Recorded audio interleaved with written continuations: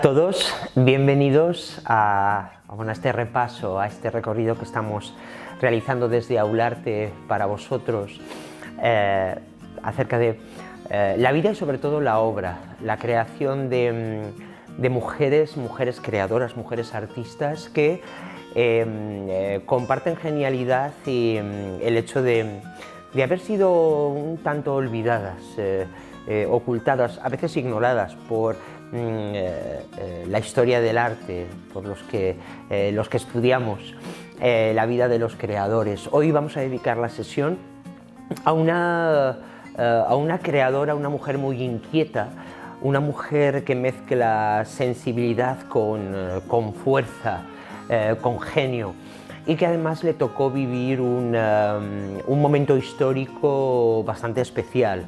Por eso haremos hincapié también, antes de entrar en su obra, en ese contexto en el que se desarrolla la vida, la obra de Juana Francés, la única mujer que integró el grupo El Paso, uno de los primeros grupos vanguardistas en el franquismo, en pleno franquismo, la etapa y la época que le tocó vivir. Espero que lo disfrutéis mucho de su obra y bueno, de la creación de esta artista tan especial. Disfrutadlo. Comenzamos con Juana Francés, pero al inicio de esta sesión quería hacer, como os decía, bastante hincapié en el contexto histórico, político y social que le tocó formarse, desarrollarse como artista y encontrar su lenguaje y un lugar en el panorama artístico dominado por la figura masculina de grandes creadores que fueron sus compañeros, que fueron sus colegas y que realmente la acompañaron en su proceso creativo. Vamos al término de la Guerra Civil. Juana nace en Alicante un 31 de julio de 1924 y precisamente esa formación del artista se va a dar en un contexto histórico especial. Al término de la Guerra Civil, los vencedores ya han ido creando un nuevo programa político y social para esa nueva España que quieren construir. Un programa basado en la moral católica, en la religión, en la tradición y también en la violencia militar, para instaurar, como os digo, ese nuevo paradigma, esa nueva España que a través de lo militar desterraría toda sombra de comunismo, de socialismo del país. Ese nuevo sistema pasaba por reorganizar las funciones de los distintos géneros, el femenino y el masculino, el papel de la mujer y el papel del hombre, para la construcción de esa nueva España. El primero, el papel de la mujer, estaría orientado a formar las madres del mañana, las madres que parirían los hijos constructores de este nuevo paradigma y de esta nueva España, de este nuevo país. La organización de ese nuevo sistema, como os digo, basada bastante como otros sistemas fascistas en Europa, de gran corte militarista, se apoyaba precisamente en esa fuerza, en la violencia, en esa violencia. Yo utilizo esta palabra porque realmente es parte del ideario de esa reconstrucción férrea de la Nueva España. Negaba a la mujer la llegada, la participación en las esferas de poder. Por lo tanto, la mujer tuvo que conformarse con acceder a esos mandos a través del Sindicato Español Universitario. Este es el germen de una organización muy bien organizada, que va a ser la sección femenina, una organización que, como va a suceder con los líderes, va a tener un fuerte componente tradicional y va a ser integrado y dirigido por mujeres de la alta sociedad, de la alta burguesía, como os digo, con un corte bastante tradicional. Esa sección femenina va a estar liderada por la hermana de uno de los referentes del franquismo, del falangismo, de la falange, José Antonio Primo de Rivera. Su hermana, Pilar Primo de Rivera, su otra hermana, Carmen Primo de Rivera, y sus primas, Dolores e Inés, van a conformar la cúpula de esta nueva organización que formaría a las madres del mañana y formaría a la mujer para que cumpliese su papel. De nuevo, en el ámbito doméstico, su función sería la de acompañar a los forjadores de ese nuevo país, al hombre. Ellos tenían a José Antonio, líder de la falange, y ellas tendrían a Pilar, que fue la dirigente hasta la disolución de esta sección femenina en 1977. La presentación de este gran proyecto se haría en el Pequeño Teatro de la Comedia en octubre de 1933. Fijaos que ya se va fraguando desde la derecha este nuevo paradigma que después se implantaría con la victoria de Franco después de la Guerra Civil. Básicamente, cuando hablamos de sección femenina, hablamos de una especie de servicio social casi mili de la mujer que entre los 17 y 23 años debía dedicar entre 3 y 6 meses de su vida para formarse en pedagogía, en nacional sindicalismo y sobre todo en puericultura, labores del hogar, costura, cuidado e higiene de los niños, de sus hijos. Curiosamente, los primeros discursos de esta incipiente sección femenina serían elaborados por José Antonio. Y en uno de ellos dejan bien claro el papel de la mujer y el paradigma de la mujer en este contexto, en este momento histórico. Eso es un retazo del discurso que dio Primo de Rivera en San Benito en 1935. Lo leo con vosotros. Ved, mujeres, cómo hemos hecho virtud capital de la virtud, la abnegación, que es sobre todo vuestra. Ojalá lleguemos los hombres en ella a tanta altura. Ojalá lleguemos a ser en esto tan femeninos, que algún día podáis considerarnos hombre.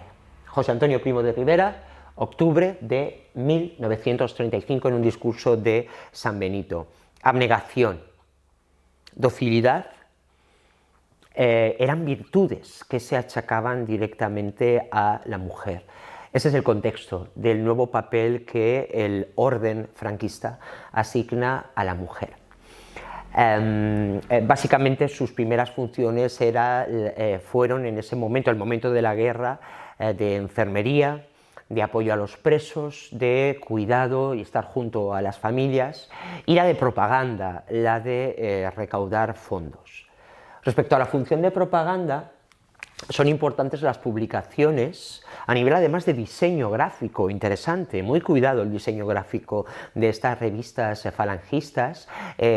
Tuvimos Vértice y tuvimos esta revista Y, es el emblema de uno de los grandes referentes de la sección femenina, que va a ser sin duda la reina Isabel la Católica, paradigma de la fuerza femenina, de la fe católica, un gran personaje, junto con Santa Teresa de Jesús, Beatriz Galindo, la latina, y otras grandes mujeres que tuvieron precisamente esa férrea moral católica y esa fuerza en la historia. Se van a convertir en referentes de esa nueva mujer. Y bueno, esta revista va a ser muy interesante porque, como os digo, va a concentrar todas las innovaciones, muy cuidada, como os digo, del diseño gráfico de ese momento. He elegido esta portada porque nos recuerda a esa gran presentación que tuvo lugar frente a Franco en el Castillo de la Mota en mayo de 1939.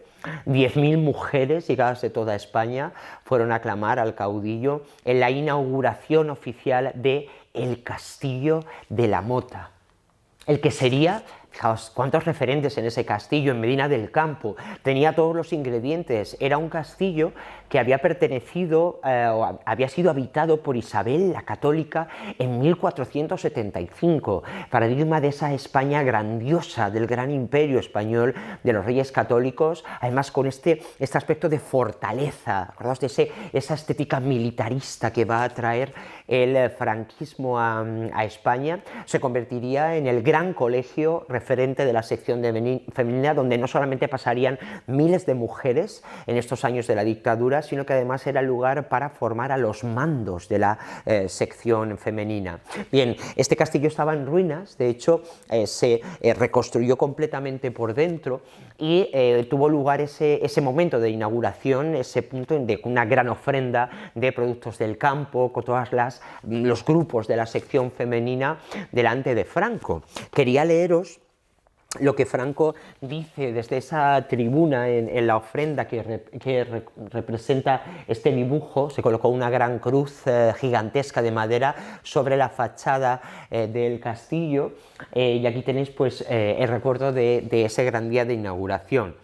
Dice Franco: yo haré de este vetusto nido, que en este vetusto nido se forje la primera escuela de la sección femenina, donde se preparen las mujeres al conjuro y recuerdo de aquella reina ejemplar, aquella mujer suprema que marcó de un indeleble sello los caracteres de España.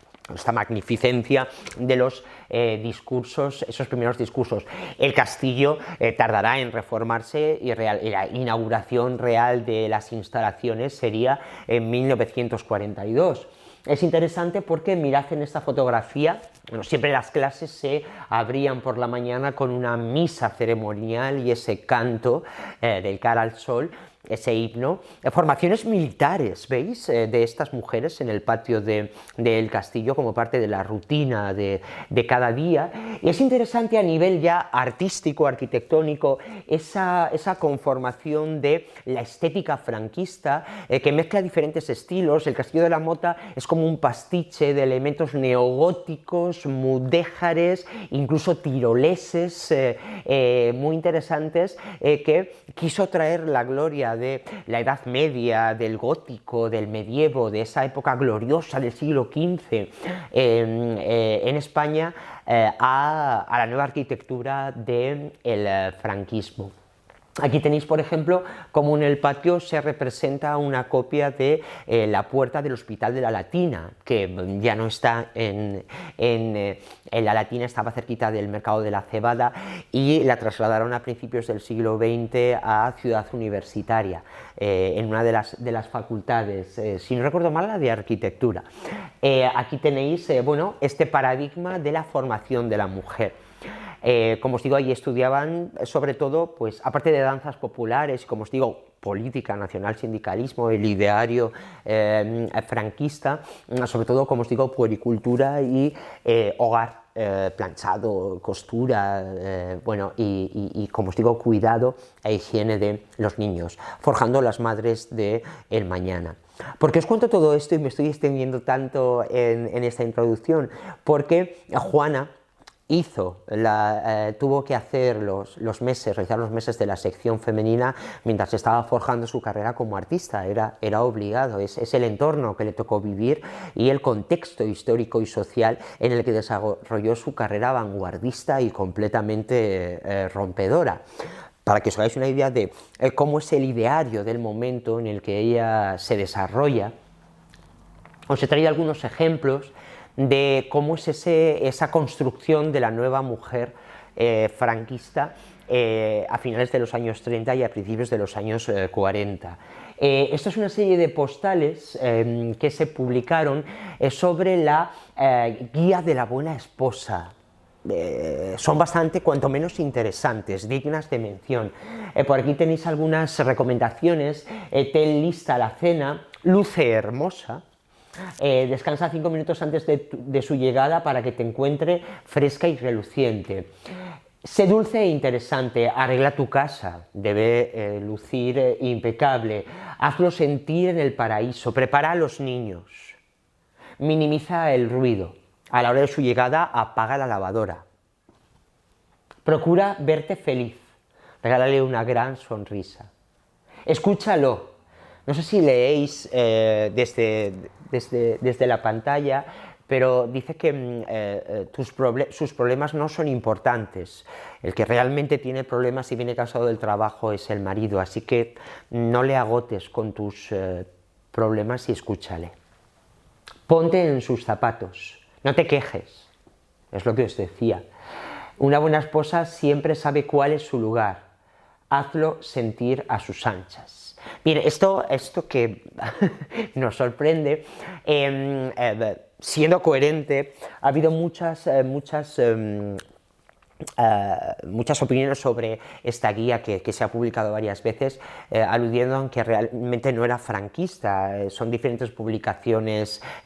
Mirad las expresiones luce hermosa, que vienen tal vez de Sudamérica y que se han filtrado de una manera, bueno, una manera un poco tendenciosa para criticar este imaginario. Por eso, curándome en salud, os he traído esto, y también os he traído algo que sí fue, que es una colección de postales que podéis visitar en el Reina Sofía, forma parte de la documentación del Museo Reina Sofía, que cito mucho porque hablamos de artistas contemporáneas, modernas, y ya sabéis que en este museo tenemos una gran colección, en parte de muchas de estas artistas. Allí podréis ver publicada esta colección de 12 postales que salió justo después de la victoria, cuando se estaba fraguando este Castillo de la Mota y esa sección femenina. Esto sí que es real, y podéis leer cosas como el auxilio social supremo deber de la mujer española, para cuando ellos regresen, muchachas de la falange, madres del mañana, forjadoras alegres de la paz. Es la función que destina el franquismo para la mujer en este momento. Hecha esta introducción, que consideraba importante, nos sumergimos en este ambiente que fue en el que se desarrolló Juana. Y termino, ya para incidir todavía más, en algo que escribe Pilar Primo de Rivera en el desarrollo de esta sección femenina. Algunos consejos para la mujer. Si tu marido te pide prácticas sexuales inusuales, sé obediente y no te quejes. Si él siente la necesidad de dormir, no le presiones o estimules la intimidad. Si sugiere la unión, accede humildemente teniendo en cuenta que su satisfacción es más importante que la de una mujer. Cuando alcances el momento culminante, un pequeño gemido por tu parte es suficiente para indicar cualquier goce que haya podido experimentar. Sección femenina. Este es el contexto de Juana. Pero antes, ya os digo, hoy quería incidir mucho en este momento, porque junto con Juana hay experimentos muy interesantes en este momento tan represor para la mujer creadora, represor para la mujer que trasciende el espacio doméstico, trasciende el rol de madre y esposa abnegada que le asigna el nuevo paradigma. Y ese experimento contemporáneo a Juana, antes de llegar a ella, es el de una asociación, un movimiento, un proyecto liderado por la gran escritora Gloria Fuertes, la gran poeta. Ella prefería el nombre de poeta porque decía que el ser poeta no tiene sexo, y rechazaba un poco la idea de poetisa. Poeta no tiene género, ella se consideraba poeta.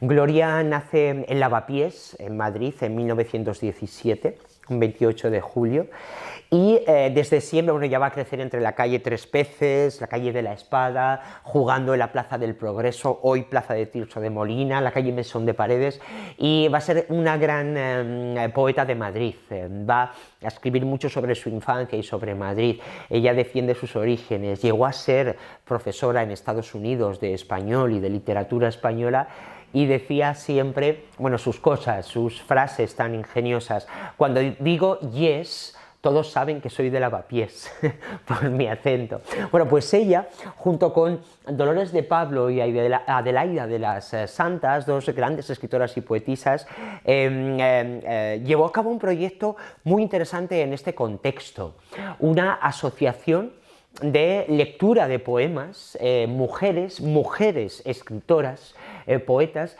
que se reunían en diferentes teatros simplemente para leer poesía. Después hicieron algo mucho más que eso, que simplemente leer poesía, pero es un movimiento muy interesante que realizaron porque ellas recibían incluso insultos cuando hacían recitales en la calle, así que decidieron coger diferentes centros culturales para poder desarrollar su profesión, su labor como poetas, como escritoras. El nombre es muy ingenioso y solamente podía habérselo dado a alguien como Gloria Fuertes, Versos con faldas. Fue un experimento cultural que se desarrolló entre 1951 y 1953, que se inauguró en el teatro, la Asociación Artístico Teatral Gallega, cita en la calle, la carrera San Jerónimo número 5.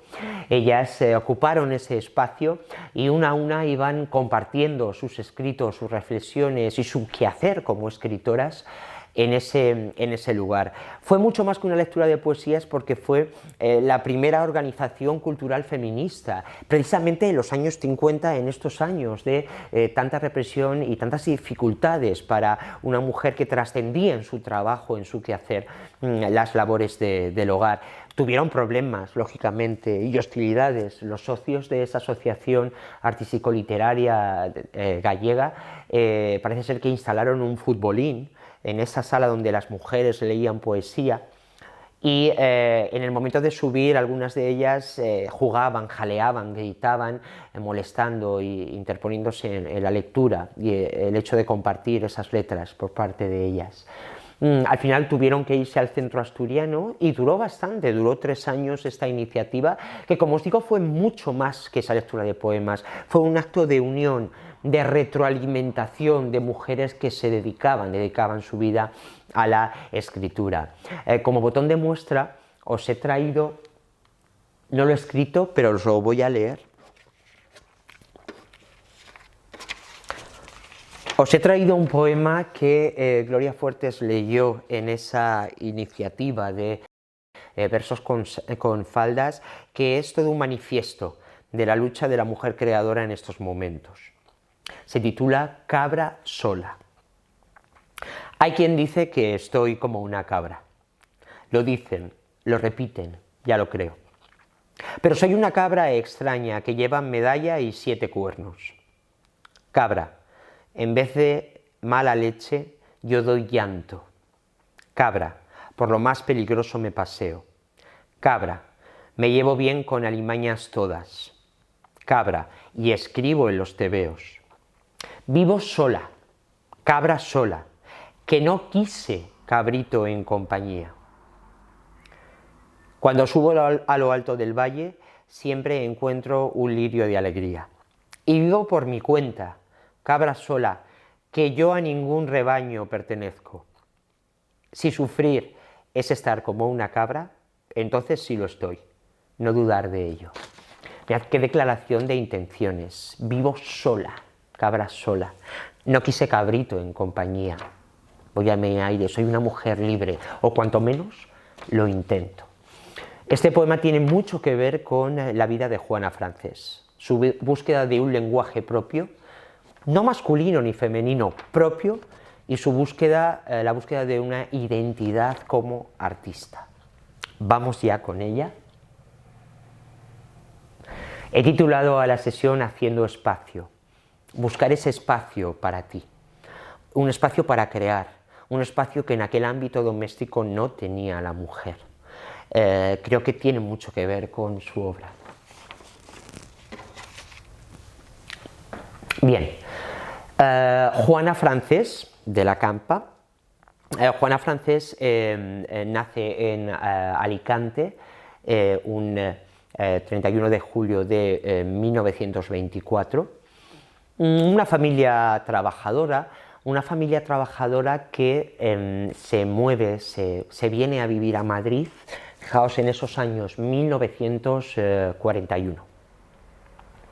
En esos años ella estudia, pronto va a encontrar su vocación, pronto va a querer estudiar pintura, estudiar bellas artes, y lo consigue en 1945. En ese año ella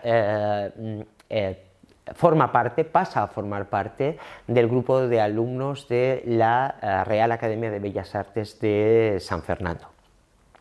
Su familia en ese momento decide volver a su tierra natal, a Alicante, pero ella se queda sola, valiente, en Madrid, y se queda en diferentes residencias religiosas, y son esos años, cuando ella está estudiando, cuando realiza el trabajo social de la sección femenina.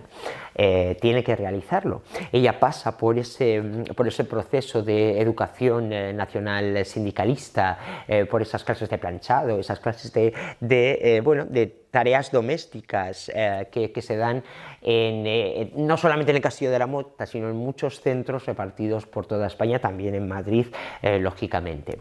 Ella va a desarrollar su carrera en un mundo de hombres, muchos compañeros hombres, y ya desde el primer momento, cuando está buscando su lenguaje, ella va a sentir el rechazo de algunos compañeros. Sería famoso en aquella época, en esas primeras exposiciones que hacían normalmente mujeres artistas unidas, porque encontraban su hueco, su espacio, unidas como mujeres, separando el arte masculino del arte femenino, alguna crítica bastante voraz. De hecho, sabemos que en sus primeras exposiciones la catalogaron o la metieron dentro del grupo denominado las artistas del ovario, las del ovario, de una manera despectiva para tachar ese arte femenino. Para que os deis cuenta de este contexto, también os quiero leer, hoy me he traído muchas cosas para leer, perdonad. A ver, aquí está. Un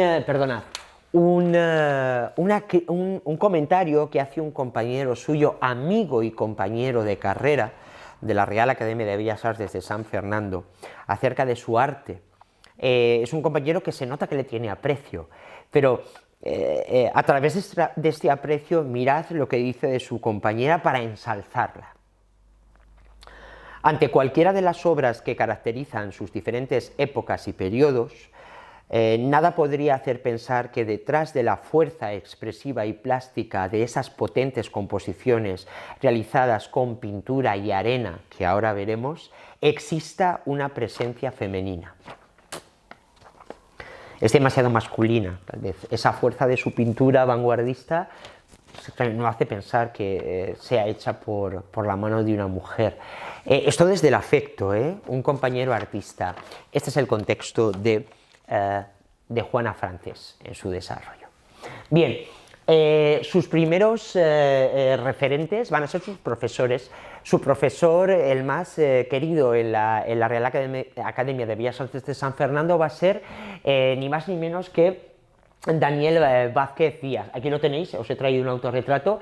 Daniel Vázquez Díaz estuvo en París, fue compañero de Picasso, de Braque, y sobre todo le fascinó esa pincelada tan geometrizada, tan estructurada de Cézanne. Cézanne, bueno, considerado realmente el padre del cubismo, estructurando esas formas, esos bodegones, el importante uso del color que tiene también Cézanne. Él eclosiona con toda la vanguardia parisina, vuelve a París, vuelve a Madrid y trae esa modernidad, esa geometrización de las formas, esa estructuración del espacio, esa vanguardia en la concepción cubista, geométrica, de nueva perspectiva y con un uso muy interesante del color que aprendió y que tanto le fascinó en ese París de vanguardias que vivió junto a grandísimos artistas, como os digo, como Picasso.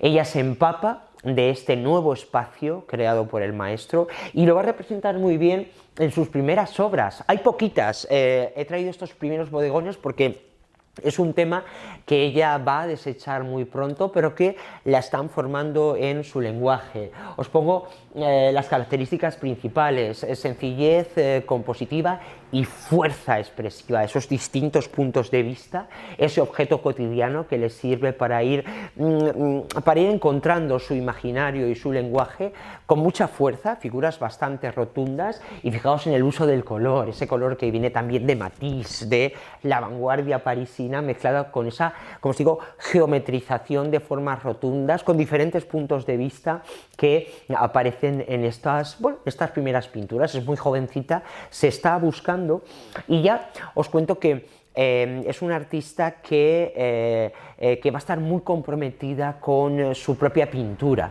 En este contexto, de hecho, ella, atacada muchas veces, no quiere hablar de pintura de género, de pintura femenina o masculina, quiere encontrar su lugar.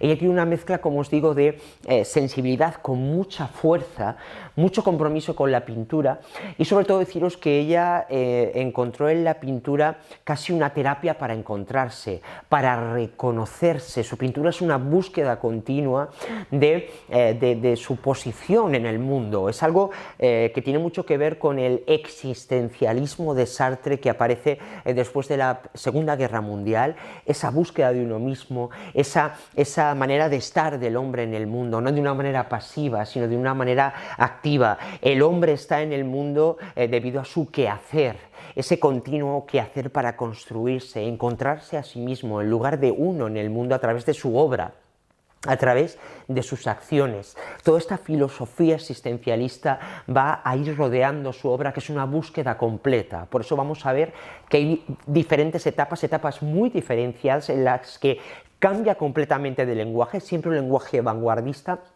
porque para ella, como digo, es necesario, es asomarse a sí misma, es comprenderse, es encontrar prácticamente su lugar en el mundo. Cuando termina los estudios en la Real Academia de Bellas Artes de San Fernando, precisamente por su brillantez y porque despunta como alumna, consigue una beca para terminar sus estudios en París en 1949.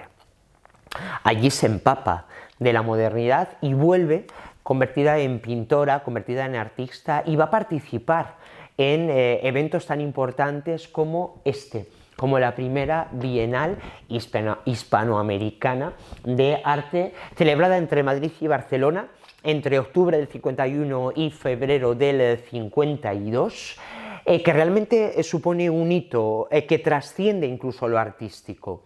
Es un momento en el que hemos atravesado ya los momentos más duros de la posguerra.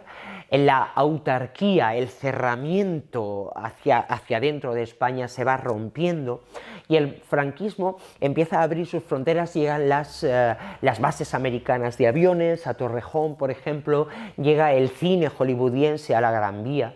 A través de esos carteles llega Ava Gardner, todas las estrellas. Digamos que se produce una apertura internacional desde ese proteccionismo, de esa autarquía que solo miraba hacia adentro y nos aislaba del mundo en esos primeros duros años 40 de la posguerra. Y parte de este programa de lavado de cara, de apertura a la modernidad, hace que el franquismo se abra al arte contemporáneo se abra a los nuevos estilos y se abra al arte abstracto que empiezan a trabajar diferentes artistas, entre ellos Juana Francés, en este momento.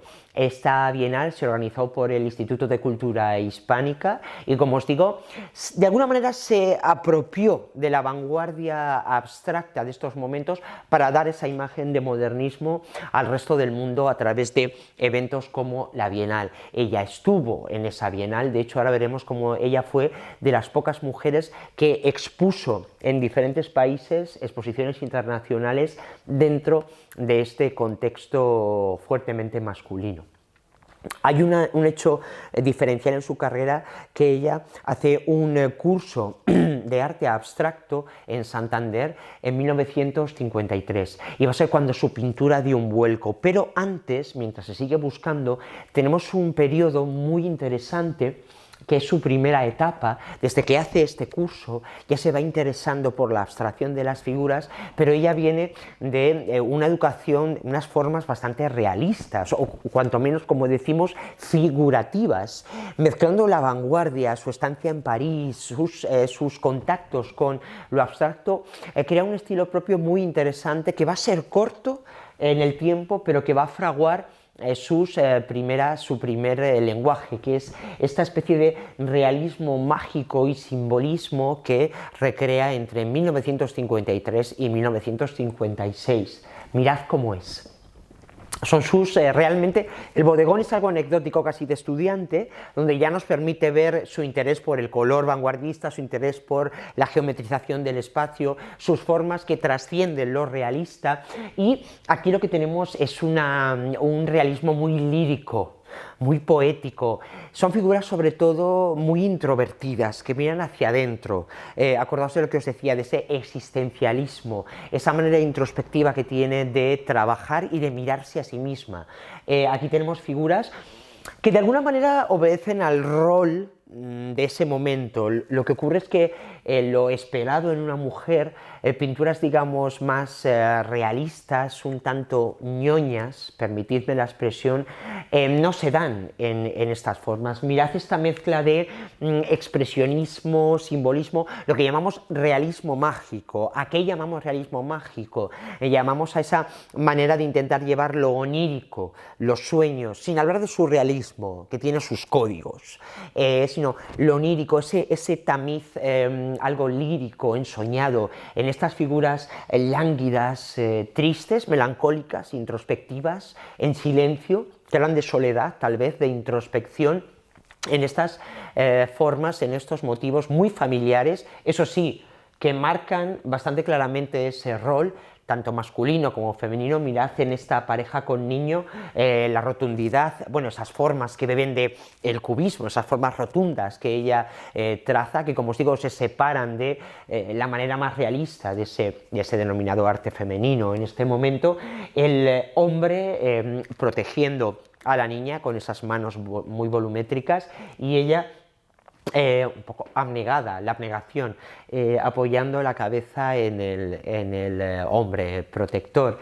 Escenas de la madre dentro de su contexto, dentro del contexto doméstico con los niños, pero como os digo, son temas bastante tradicionales que obedecen a esos roles en los que ella sin duda ha sido educada, pero con una estética que mira a la vanguardia y que trasciende lo esperado para este arte doméstico de una mujer artista.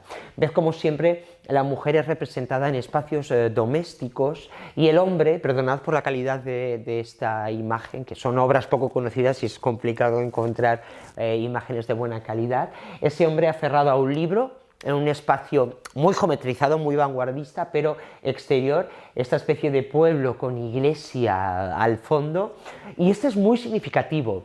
Hablamos también de ese expresionismo, ese lirismo interior, esa abstracción lírica, que no llega a ser abstracción porque es una imagen figurativa, pero que nos habla del silencio, de la soledad, de la melancolía, de esa mujer que tapa su propia boca, que tal vez no tiene voz. Vemos algún grito interno en estas primeras obras vanguardistas muy interesantes.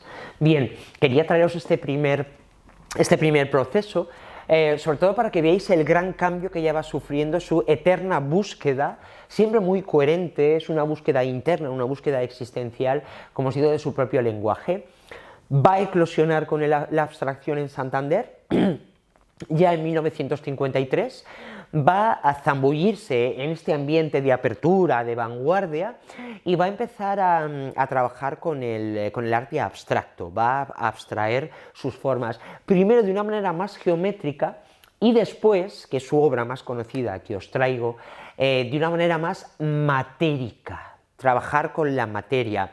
Cuando hablamos de arte abstracto no hablamos de formas reconocibles, así que ella concentra toda su expresión, su rabia, su sentimiento en el trabajo con la arena, con el pigmento, con la encáustica, o nuevos materiales, nuevas técnicas que la van a igualar a toda la vanguardia que no solo está en España, sino que sobre todo bebe de lo que viene de Estados Unidos, de ese expresionismo abstracto americano.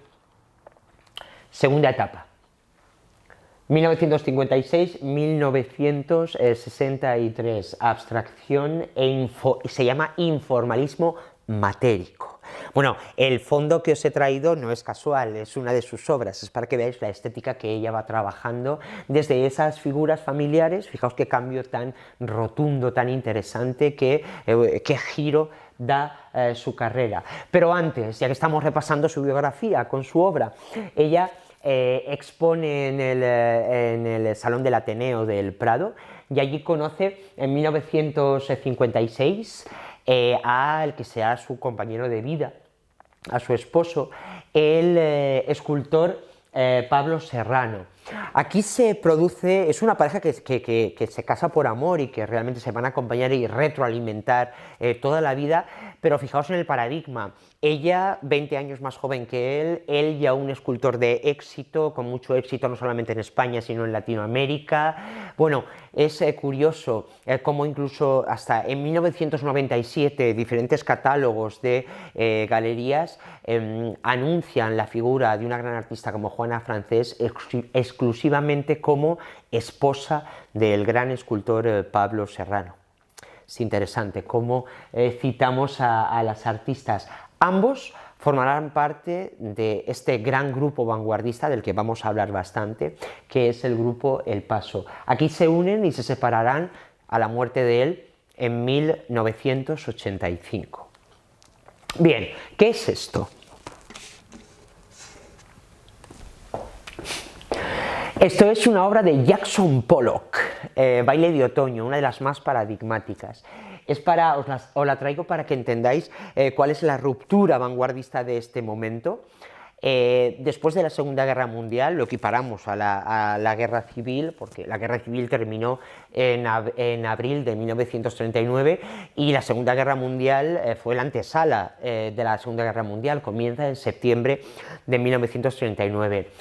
Ese desastre, ese holocausto, esa ruptura total del paradigma mundial tiene ecos en el arte, claro, como todo, como la historia. La capitalidad del arte pasa de París a Nueva York, y en Nueva York, a través de figuras como Jackson Pollock, como Lee Krasner, como de Kooning y muchos otros, expresan esa rabia, ese nuevo estado existencialista después de esa masacre que se da en la Segunda Guerra Mundial a través del goteo, de casi el hecho de escupir el pigmento desde las entrañas. El expresionismo abstracto americano habla precisamente de esa expresión interior, de ese dolor. Se olvida lo figurativo y se pasa a la acción a través de la rabia, a la acción a través del goteo. Y el gran paradigma de este nuevo estilo que va a romper moldes es Jackson Pollock. Jackson Pollock y más gente.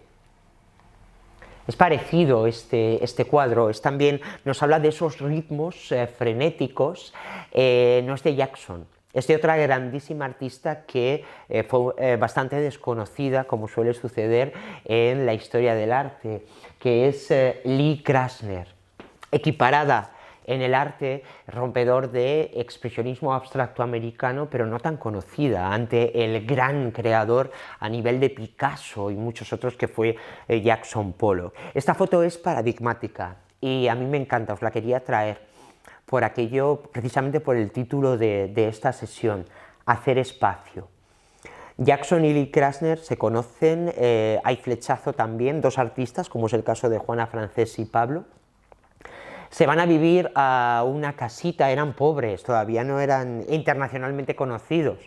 Esa casita en Nueva York, en The Springs, es pequeñita y tiene un establo. El establo lo coge Jackson Pollock porque necesita mucho espacio para dejar en el suelo sus grandes obras y retorcerse, bailar, como os digo, escupir encima de ellas, descargar toda la ira de ese expresionismo abstracto americano.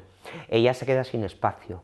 Ella se coge una pequeña habitación en la segunda planta de la casa y es el momento precisamente que dedica a sus little images, pequeñas imágenes, porque no tiene ese espacio es para el creador, es un espacio de virilidad, de fuerza masculina, como tiene precisamente este arte. Fue un arte de mucha testosterona. Jackson Pollock coincidió en una frase con Picasso: yo pinto con el pene.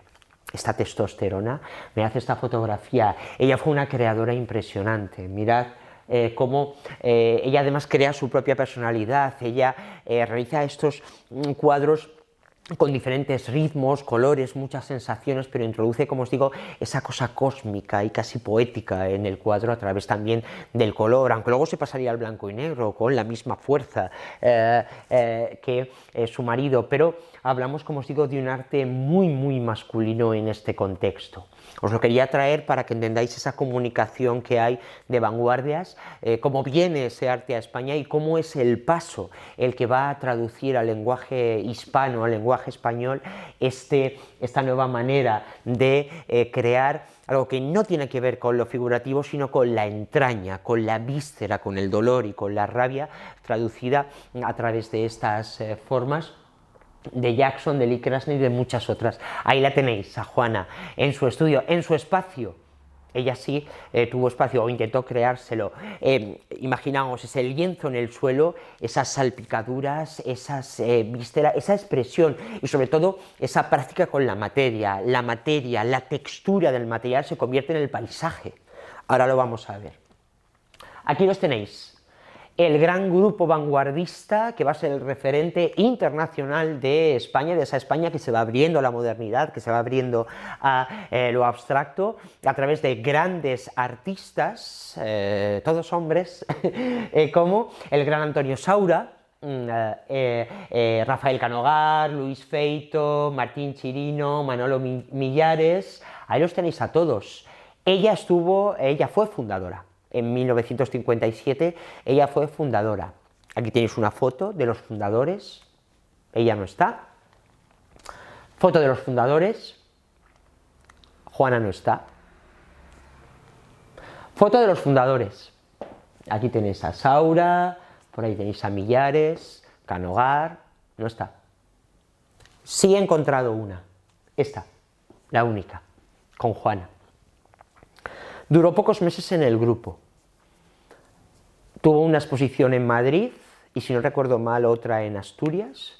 Y a los pocos meses sale del grupo. Martín Chirino diría que de alguna manera sus planteamientos no casaban con la filosofía del grupo.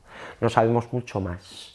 Lógicamente su marido, que también formaba parte del grupo, Pablo Serrano, también salió en ese momento del grupo. Pero ella, incansable, continuó con su lenguaje que francamente pienso que en muchos momentos no solamente igualó, sino superó a sus compañeros. Para que tengáis una idea de uno de los cuadros más referentes de este movimiento, os traigo El grito de Antonio Saura, considerado uno de los grandes líderes del grupo, junto con Juana, solo que Juana se fue.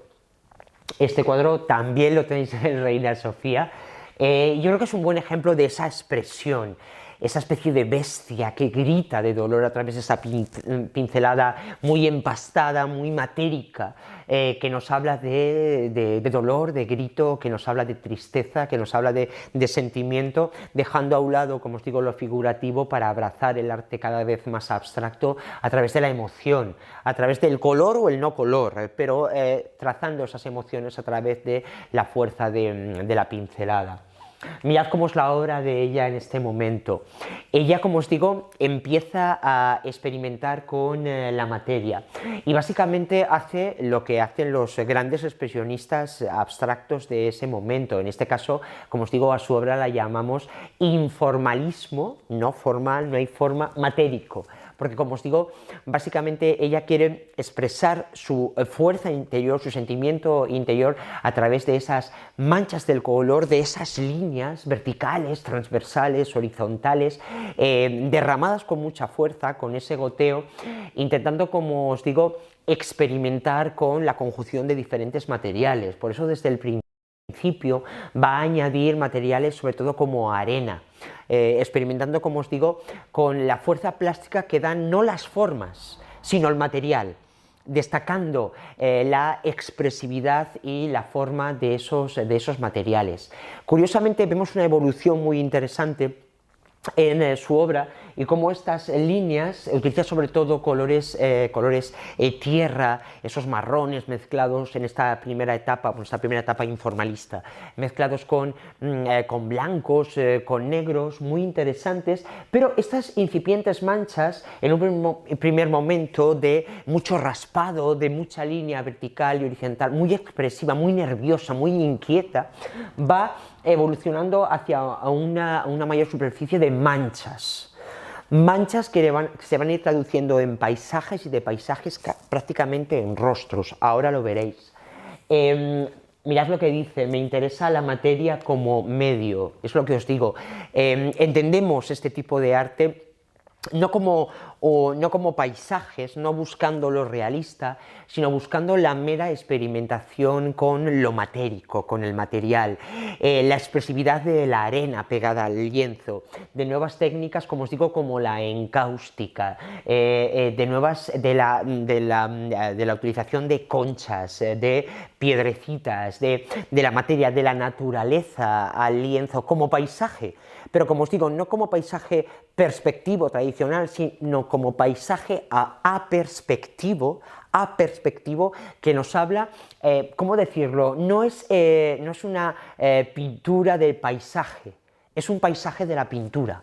Es experimentar con esas texturas, con esos materiales, con la expresividad que nos da la arena teñida, pintada, los goteos casi de sangre. Eso es lo matérico, en lo que trabaja de una manera tremendamente intensa, una pintora muy intensa, una artista muy intensa, la opción y el lenguaje que encuentra en estos años de modernidad y de vanguardia nuestra artista Juana Francés. Bueno, me he adelantado, os lo escribí aquí en la presentación, más que una pintura del paisaje, es un paisaje de la pintura. No sé si lo veis en esta fotografía de su obra Cap de Gros. Primero, cómo esas manchas se van haciendo más imponentes en la obra, cómo es fiel a esos colores, contrastes blancos y negros, todavía los goteos, los chorreados aparecen aquí, pero cómo se van conformando una especie de, no sé si lo veis, de caras fantasmales, cómo va experimentando más con la expresividad de esas manchas. Y si veis también la arena y lo importante de la superficie del lienzo, lo matérico, trabajar la expresión, lo interior y esa rabia casi con lo subterráneo, con la tierra, de las raíces, cómo la arranca para llevarla a esta experimentación, como digo, paisajística, pero que es más metafísica casi que realista, y de eso se trata, de expresar a través de estas obras. Os traigo alguna relación también en estos momentos de sus exposiciones porque, como os digo, va a ser de las pocas mujeres artistas que va a tener grandes exposiciones, muchísimo éxito a pesar de su salida del grupo, su temprana salida del grupo El Paso. Aquí tenéis en el Salón del Prado del Ateneo que ahí es donde, como os digo, va a conocer a Pablo Serrano, a su marido, a su futuro marido. Exposición Before Picasso, After Miró en el Guggenheim de Nueva York, años 60, 1960, Palais des Beaux-Arts de Bruselas en 1961 y exposición Modern Spanish Painting en la Tate Gallery de Londres en el 62. Un artista de éxito, un artista que, como os digo, se fue fraguando su lenguaje. Lo que ocurre es que, por eso estamos aquí, es que estas artistas fueron bastante olvidadas en la revisión de los grandes artistas del franquismo. Estamos aquí para volver a recordarla. Mirad lo que os digo, llegarán etapas muy diferentes. Y en esta última etapa de informalismo matérico ya estamos viendo cómo esas líneas, esos goteos, esas formas se van transformando cada vez más en rostros, apariciones casi fantasmales. Fijaos en este Pozo Blanco, que ya es de 1962, como esas nebulosas, esas manchas muy matéricas, como digo, muy experimentales. Aquí tenéis una especie de papel que adhiere y que conforma casi ojos, boca, nariz de esos incipientes rostros en los que se están convirtiendo esos primeros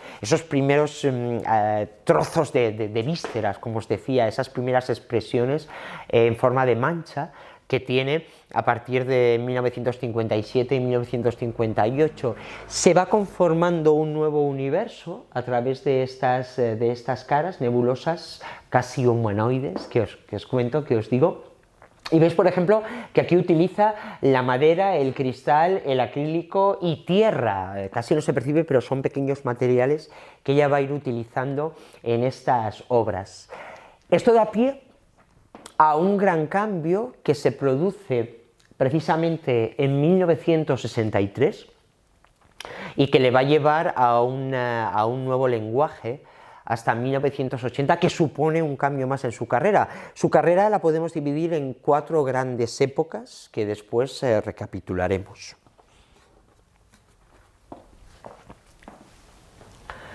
El hombre y la ciudad. Esos humanoides cobran forma. Mirad, esos humanoides cobran forma y se transforman en seres bastante distópicos, aislados. Seguimos con el existencialismo, con la búsqueda del lugar del hombre. ¿Cuál es mi lugar en el mundo? ¿Cuál es mi función? Estoy aquí para hacer, es un continuo quehacer, es su carrera, es su vida, es esa búsqueda, como os digo, casi terapéutica y sobre todo muy coherente y muy honesta con cada momento vital que está atravesando.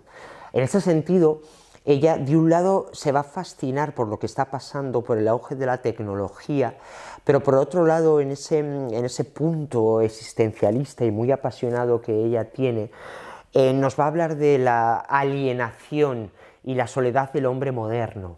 De repente estas caras que veíamos se convierten en rostros, una especie de rostros bastante alienados, colocados en vitrinas, en espacios muy oscuros, bastante deprimidos, un poco distópicos, con colores muy oscuros, aunque añade siempre el blanco para contrastar. Estos rostros que veis aquí, esta especie de boca bastante expresiva, casi de grito, un grito silenciado. Mirad estos, como os digo, estos escenarios, estas máscaras, estos rostros, en espacios como de ciudades abandonadas, casi futuristas. Nos está hablando, como os digo, de la soledad del hombre moderno, de la llegada de la tecnología, de las oficinas frías en diferentes habitáculos separados, casi como hombres en vitrinas, encerrados, alienados, en silencios. Es una angustia vital que le aborda con esta llegada de la tecnología en los años 70 y que expresa de una manera muy interesante en estas obras. Sin duda, una de sus influencias va a ser este artista Kurt Schwitters, un artista alemán que nos lleva al dadaísmo. Esta obra, por ejemplo, llamada El psiquiatra, es de 1919, pero le interesa mucho esa introducción del objeto, incluso del desecho en la vanguardia, en la pintura, El dadaísmo, junto con Marcel Duchamp, es esa locura que rompe moldes en los años 20, que acerca el arte a lo cotidiano y por tanto como Switchers en este experimento pues añade elementos metálicos, otros elementos a esta especie de pintura collage que acerca la pintura elitista a la vida cotidiana, al desecho. Es ese juego loco que rompe moldes del dadaísmo, que lleva, como hizo Duchamp, a los urinarios, a los museos, lleva la vida cotidiana a los museos y que separa lo usual, lo cotidiano, incluso la basura del elitismo del arte en el museo, el arte endiosado. Pues ella se fascina en una exposición que va a haber en París con Switchers y de alguna manera vuelvo aquí, introduce ya no solo esa tierra y esos cristales, vamos a ver esferas de relojes, vamos a ver tuercas, vamos a ver tornillos, vamos a ver bujías, vamos a ver cables, en esa especie de oda a lo moderno, a lo tecnológico, que de alguna manera a través de su arte nos cuenta que aliena al hombre y que le limita en su quehacer diario. Aquí tenéis, como os digo, perdón, esta inspiración de el objeto. Aquí tenéis además monedas, todo tipo de elementos. Mirad una de las obras más paradigmáticas de esta serie. Esta es de 1975, Torre de Participación. Ella crea esta estructura, veis que es como una vitrina. Los humanoides, estos humanoides están como expuestos, lo veis en estas vitrinas. Veis estas máscaras que están hechas no solamente con acrílico y con pintura, como os digo, con todo tipo de cables y elementos tecnológicos que ella expone y separa en celdas, como os digo, casi como los cubículos de las oficinas, haciendo de estos hombres algo completamente humanoide, como os digo, son casi máquinas. Y luego es muy interesante ver cuáles son los títulos de estas obras. Despacho del jefe, El hombre y la ciudad, despacho número 3, nos hablan de estructuras de poder de ese despacho del jefe, una estética muy masculina también, asimilando ese poder a la testosterona, a lo masculino, a la computadora, a la frialdad de esa oficina, a esos compartimentos que, como os digo, limitan la existencia. Y es, como os digo, una obra bastante oscura, bastante distópica, sigue con los negros, sigue con los colores oscuros, pero veis que aunque tiene esa continuidad expresiva de su época del informalismo matérico, es otra historia, son diferentes épocas y, como os digo, es un artista que va probando, que pasa de la abstracción a lo realista, que no deja de investigar en diferentes materiales, que rompe moldes en tanto a la composición, a los materiales de desecho, a las técnicas, como os digo, a la experimentación. Es sin duda un artista muy versátil y, como os digo, muy coherente con cada momento de su vida y cada una de sus inquietudes e intuiciones. Le inquieta la técnica, le inquieta esos autómatas que van a la ciudad, que se reúnen con el jefe en esas estructuras masculinas de poder, y hace esta obra que podéis ver aquí, sobre todo en los años 70. Cuarta etapa. Llegamos ya a la cuarta y última etapa de Juana Francés, y a partir de los años 80 hay un cambio completo. De nuevo nos vamos a un cambio muy interesante que nos va a traer a una Juana aún abstracta, pero que vuelve de alguna manera a la vida, que deja lo gris de los autómatas y la ciudad y vuelve a la biología, al fondo del mar, a las formas a veces geométricas, pero sobre todo formas muy celulares, muy biológicas. Vuelve al color.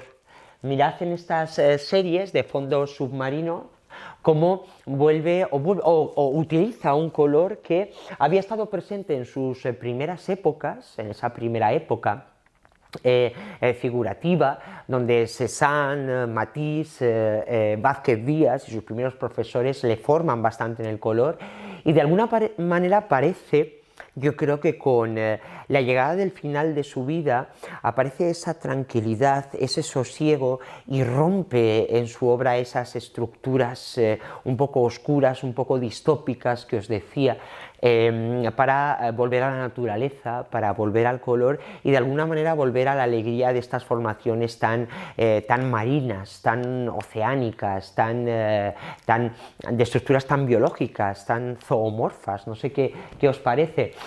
Más que describirlas yo, he traído también, ya veis que hoy me he traído muchos textos. A ver. Perdonad, hay un texto en el que... Aquí está, perdonad.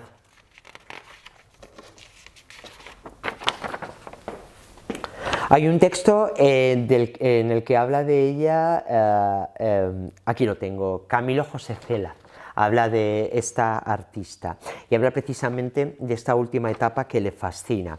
Nos dice, en sus lienzos flota, como en la mar inmensa y dramática que ignora todas las fronteras, el sentimiento de que el universo se va creando a medida y que, un pie tras otro, vamos trazando el sendero que lo cruza de lado a lado. Bien, es una bonita descripción de estas obras tan acuáticas. Perdón, tenía que haberlo leído con la bonita obra de fondo. Aquí lo tenéis, para que lo leáis. En sus lienzos flota como la mar inmensa y dramática que ignora todas las fronteras. Camilo José Cela. Bien, hay una serie muy interesante que va desde el mar hasta el cielo y que culmina con las cometas. Bueno, esta especie de cometas, ¿qué os parece? Aquí es muy interesante, mezcla los elementos geométricos que, como os dije, fueron sus primeros elementos de la abstracción. Su abstracción matérica con la arena pasó antes por una pequeña etapa de abstracción más geometrizada. Ella utiliza la fuerza rotunda del cuadrado también, pero aquí en estas cometas, que ella llama cometas, utiliza esa mezcla de elementos como más celulares, más del fondo del mar, con estos cuadrados para crear esta serie que la eleva desde el mar hasta el cielo, llamada Las cometas. Sabemos que ella, muy coherente con su momento vital, pierde a su marido, a su compañero, a su apoyo, Pablo Serrano, en 1985 y va a tener una última época de nuevo bastante oscura, muy expresionista, pero como os digo, sin duda al final de su vida va a volver, va a trabajar este color y de alguna manera va a encontrar ese sosiego en su búsqueda de la pintura. Juana, si tuviéramos que describirla después de todo lo que os he contado, creo que la palabra versatilidad que os pongo y búsqueda constante es lo que mejor la pueden denominar. ¿Cómo combinar la sensibilidad interna, ese existencialismo, ese arte como terapia para encontrarse, para mirarse a sí misma, esa búsqueda en etapas, como veis, muy diferenciadas? ¿Cómo poder resultar coherente en el lenguaje de una artista completamente vanguardista, completamente rompedora y tan diferente, pero tan coherente, como os digo, en todas sus etapas? Hago un barrido muy rápido para que veáis cuán diferente es cada una de sus lecturas. Perdonad, pero creo que es interesante. La Juana francés, incipiente estudiante, eclosionando con las vanguardias y el cubismo de París. La Juana siempre introspectiva, con ese realismo mágico, esa angustia vital, esos espacios ensoñados, muy domésticos, de un periodo en el que ella, además, ha realizado, como os digo, el servicio social de la sección femenina y ha sido educada en estos ideales. El informalismo matérico que bebe de los grandes, sus compañeros. Estas estructuras jugando con la arena, jugando con los materiales, cristales, conchas, manchas de color, pero sobre todo blanco, negro, gris, marrón.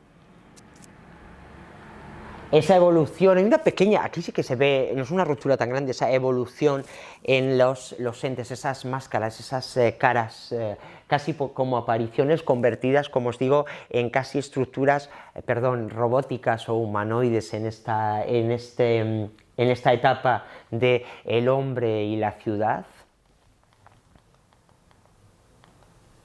Y estas cometas, esta vuelta a la naturaleza que ella tiene al final de su vida. Curioso, si queréis buscar la obra de esta artista que nos dejó su búsqueda en 1990, la obra de Juana, tenéis que ir a 4 ciudades importantes para ella que formaron parte de su vida. Valencia, importante ciudad donde ella expuso en muchas ocasiones, Alicante, su ciudad natal, Zaragoza, junto con su marido, una ciudad que les mantuvo muy unidos, y Madrid, en el Museo Reina Sofía. Ella, antes de morir, repartió su colección, su obra, igual que hay cuatro grandes etapas que hemos dividido hoy, que hemos desarrollado hoy. Hay cuatro grandes espacios en toda España con obra de Juana Francés, que si os interesa, podéis recorrer parte de esta obra. Bueno, como os decía, sobre todo la figura de Juana Francés es muy paradigmática, porque hablábamos en la sesión de Ángeles Santos, hablando de Maruja Mayo. Obviamente, dentro del paradigma de la dificultad de desarrollar la obra de una mujer artista en un contexto masculino, masculinizado y machista, hay diferencias entre ese momento de la República, ese momento en que aparece el Liceo femenino, ese momento de Maruja Mayo, de Ángeles Santos, en el que la mujer está consiguiendo derechos, consigue el voto, se están dando pasos adelante en la derogación de diferentes leyes machistas, misóginas, del Código Civil, un momento de eclosión liberal de la cultura en la que se desarrollaron esas carreras, difiere bastante del contexto represor de la mujer de esos primeros y años centrales del franquismo, que son los años de Juana, y sobre todo también poner el acento precisamente en este estilo, el informalismo de Juana, ese informalismo matérico muy masculinizado, como digo, lleno de testosterona, con grandes iconos, Saura en España, Pollock en América, arte de la víscera, arte, como digo, muy masculinizado, que ella realmente nunca quiso ni siquiera defender lo femenino en el arte. Como digo, ella siempre habló de un arte propio, de un arte sin género. Os cuento esto porque fue acusada un poco de precisamente adaptarse a ese mundo masculino, donde realmente toda su obra es una reivindicación personal sin género de una creadora que nos dejó obras tan interesantes como las que os he traído hoy, que espero hayáis disfrutado, yo desde luego muchísimo. Y bueno, pues os emplazo a la siguiente sesión, en la que abordaremos la obra de otra gran artista que rompió moldes y que sin duda escribió su nombre en la historia del arte, y que nosotros, a través de estas secciones, por si alguien se había olvidado de ellas, estamos recordando sobre todo su genialidad. Os mando un besote y os espero por aquí, por Aularte, en la próxima sesión. Besito.